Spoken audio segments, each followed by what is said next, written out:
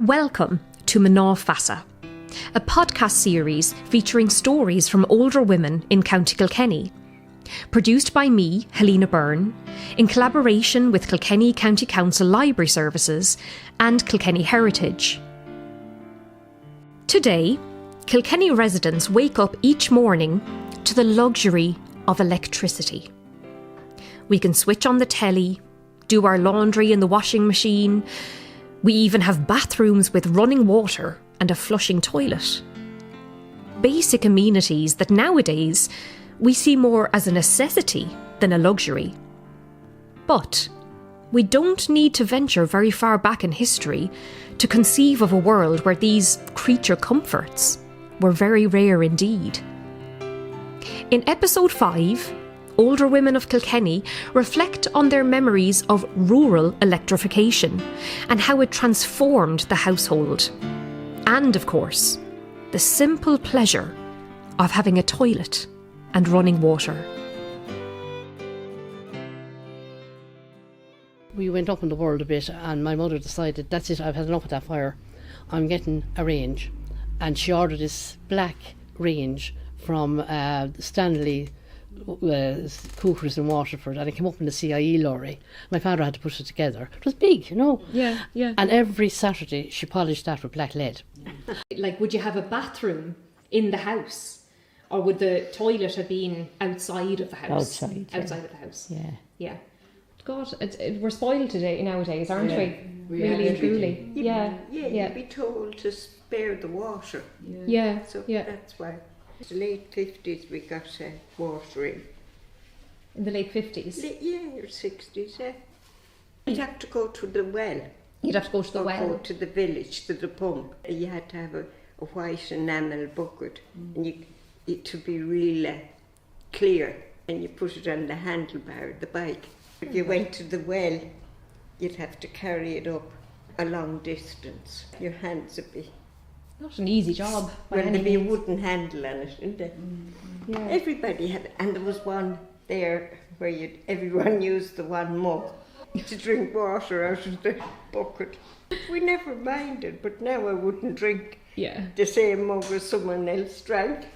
You know, it would be kind of a stainless steel mug. Okay. And the water would be freezing in it, God. you know. You think it would, in the winter, to sting your teeth. I was born in Dublin and then was in Kerry and then to Kilkenny. My God, my dad was in the army. My dad was in the army. Right. Okay. How did Kilkenny fare in comparison? Well, it was rural in Kerry. The first thing I remembered that there was a toilet and pulling the chain. Didn't know what it was, but anyway, just nosing us or whatever. And pulling it and then thinking, oh God, the water wouldn't stop. As I thought, we'd be killed, because I was the eldest of 12. At that time there would have been 4 of us. And thinking, oh God, Dad is going to go mad. It's a new house and and then kept pulling it to try and stop it, and of course was making it work. And when you say you had the chain for the flush in Kilkenny, what did you have in Kerry? Was it throw a bit of soil on top of it? Yeah, correct. Right. And some years after, went down, was home on holidays, went down to see relatives down in Kerry, and I said to the aunt, well, where's the toilet, She said, Marie, there's 300 acres out there. Take your pick. So even then, it was still, they had electricity by then, but it was still out there in a leaf to wipe our backside with, Well, they used to cut up the newspapers. You remember that in cut them up in squares and they'd hang them on a hook in the toilet, the newspaper. Right. And then they had the rolls of toilet paper, and it was like greaseproof paper. Earlier times, it was real hard. We were more into dock leaves where I came from. But we had no bathroom until 1969. Did you have a bath that... Was it a tin No, bath? it was a top and bottom bath. Basically, you washed us up and down as far as you could. But there was no, when you were children, there was a bath to put babies and small kids in. But as you're older, obviously, you just wash all the bits. Yeah. Right. All the bits, exactly. I don't know if this, if you can remember what this was called, because I can only remember the colour of it and the smell of it. My granny used to have this pink soap. Oh, carbolic soap. Lifebuoy or Lifebuoy. Yeah. We had there was, the toilet was non-existent. There was no toilet. Was there an outhouse? No, not at all. That'd be too posh for us. We had no toilet. Well, I was on holidays down in Graignamana back years ago. I was about 12 or 13. Someone asked. My mother came from near Ballymurphy, and we were down there which was her mother's house, and staying for a couple of nights, and someone asked to know where was the toilet, and they said anywhere between here now and the Cross of Skeoch.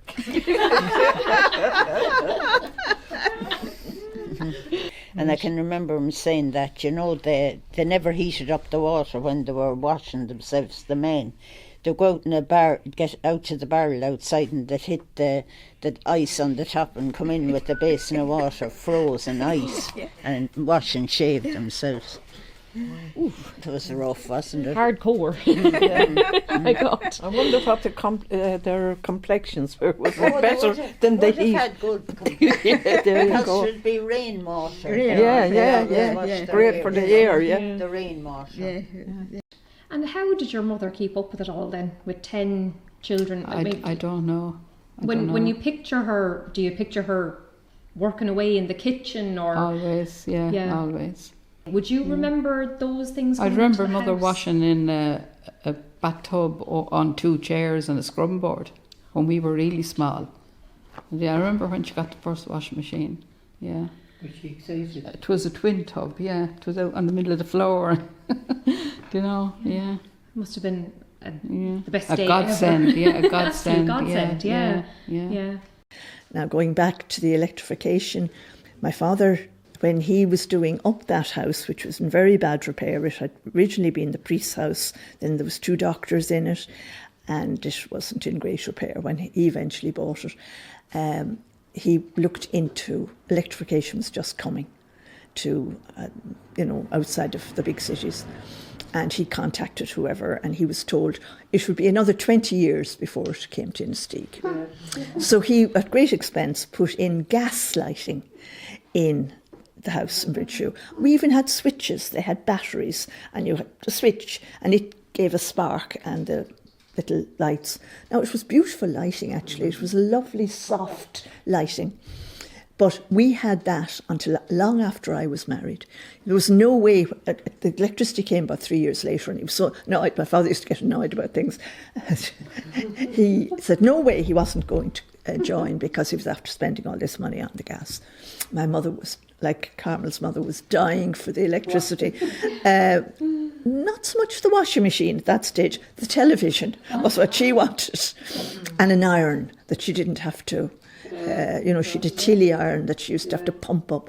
I was married before they got electricity in the house, so it was probably in about 66, I would say, they got the electricity. But at that stage, the gas was beginning to wear out, and the switches didn't work. You used to have to light them with matches, and, he eventually he was well into his late 80s at the time. He agreed to get the electricity, and my mother didn't know herself. She got the washing machine and all the same things. I was brought up on a farm. So we were waiting for rural electrification. Oh, yes. And, it didn't come till 1960 when I was 9. And my father had, canvassed for it in the first tranche in the late 40s. And he was so disgusted that it wasn't agreed to. It had to be agreed to by everybody. And he was actually very sympathetic to the poorer people who were afraid it was going to be very expensive.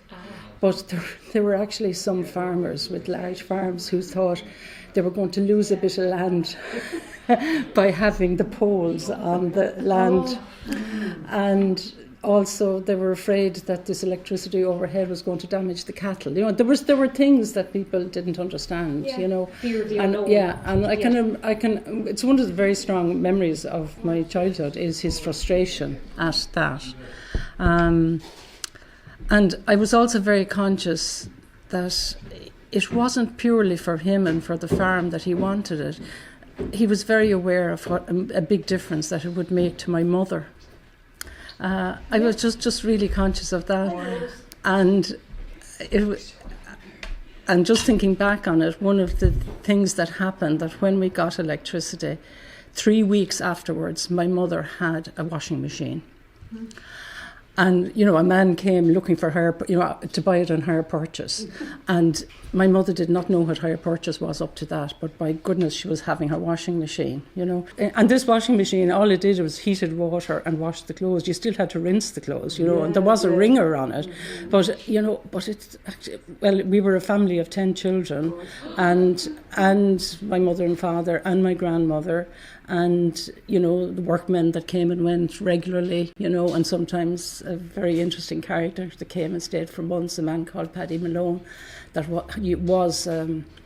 had been a schoolmate of my mother. He was, as they say in Irish, a dinna lidia. He was a very, very striking man, actually, but very interesting. I didn't think I was going to be talking about Paddy Malone, but whoever. But he was a very striking figure. But I didn't have a washing machine till my first child was born. I was married in 1964, and my first baby came in 1965, and my husband bought me a washing machine because it wasn't fancy. It had a wringer on the thing. It went whish whish. It did wash the nappies, fortunately, but it just slotted into a corner of the kitchen. You pulled it out in front of the sink. You had 2 hoses, hot and a cold, off the tap into the thing, and you put in your washing powder, and it went whish whish whish whish, and then you had to. There was a drain on it. Yeah, there was a drain, and then everything went through the wringer. And but to me it was wonderful because at least you didn't have to wash by hand, and washing dirty nappies by hand wasn't very pleasant. But you still spent the morning over this washing machine, like 2 or 3 hours twice a week. And I hadn't a fridge until my second child came along. My husband seemed to buy me something like that when after each child. yeah.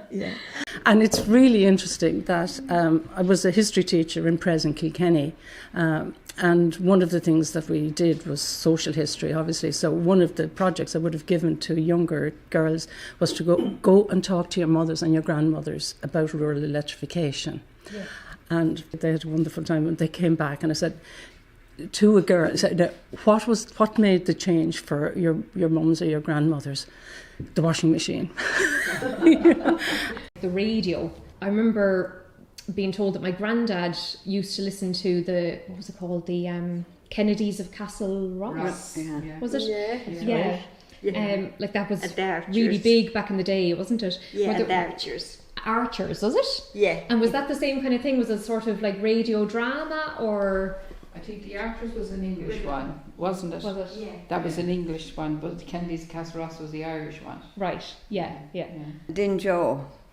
Din Joe. Yeah. And you get up for the Lancers. Remember singing that, because my father would be lying on the bed or something, resting for the Sunday afternoon, and he'd be listening to the match. We'd be listening to Din Joe and that sort of thing. And the telly then came in much later, obviously. 1961.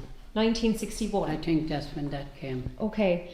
Does anyone remember who would have been the first family to get the telly in Great Namana? My brother-in-law had the first of everything. Oh, right. Sounds like there's a story in that. Then, like he said, we followed suit. Okay, right. He got a television, we got one. Right. Some of the televisions, they were in black and white, and sometimes they wouldn't grow. You'd have to bang it. The aerial wouldn't be, and you bang the top of the television to be working. Yeah, you'd have to rent them out, I think, at the beginning, didn't they? Yeah. You rented your television. Yeah. Hired it out, yeah. I wrote about getting our first television, which my father won at the Dora Carnival in 1963. Okay. Oh, so he didn't have to rent it or anything like that? No, he won it. He got a free ticket. And he won a television. He bought one and he was given a free one. And so with the free one, he remembered till his dying day the number of it. And when I was 7.5, we had a television. I'm now 69, and it was like amazing, the whole craziness of owning a television. It only came on in the evening. And it was one station, I think. It was only one station, and of course for us it was the news and the weather. Farmers insist. It was Martin Market. It was the price and the various things, and the Virginian, that kind of thing. Or there was a comedy or wondering. It was even later, I'd say. Was it? Was the first Some of those early ones, but television wasn't left on. No. Television was turned off. It wasn't just left on, and if anyone came to our house, television off. Two different people had a television first, and all the kids in the place would go into that house and look at the television. Granny MacDonald's, as we used to call it. We'd go in there, but further down then there was Hogan's, you know Miriam Hogan now, the doctor. Her parents had a television. We'd be, all the kids would be looking in the window at the television. And was your household bombarded then when there was special occasions like that? Did you have The Senior neighbours? All-Ireland hurling final every first Sunday in September. We would have dinner at 11:30. Get a good run of the day. Well, you had to have, because the house would be cleared, and would anyone start coming from 1 o'clock, because the minor All-Ireland was at 1:30, and then the senior, and then the visitors, the relations would stay for tea in the parlour. But the house would be bombarded. And my mother told the story that her father bought a radio in 1928, and it was the first radio in the area as well, and it was a similar situation 40 years later, 30 years later, with television. Mná Feasa is a podcast series featuring stories from older women in County Kilkenny. Produced by me, Helena Byrne, in collaboration with Kilkenny County Council Library Services and Kilkenny Heritage. This collaboration is kindly funded by commemorative initiatives under the Department of Tourism, Culture, Arts, Gaeltacht, Sport and Media. To find out more, visit helenabyrne.com.